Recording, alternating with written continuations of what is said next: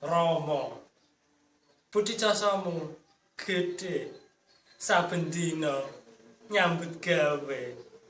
Ana dina ana pegawean. Ora kenal wayah nalika golek nafkah kanggo anak bojo supaya urip ayem lan tentrem.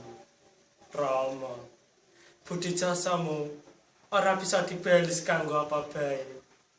Ngapurane anakmu amargi pandonga sing bisa kula paringi. Ngapurane anakmu yen urip gawe susah wong tuwa.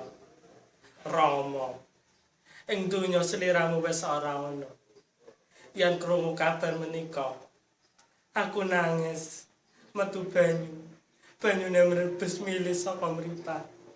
Mugi-mugi sliramu ayem lan tentrem ning alam nipun kanggo pandonga kita ning kene.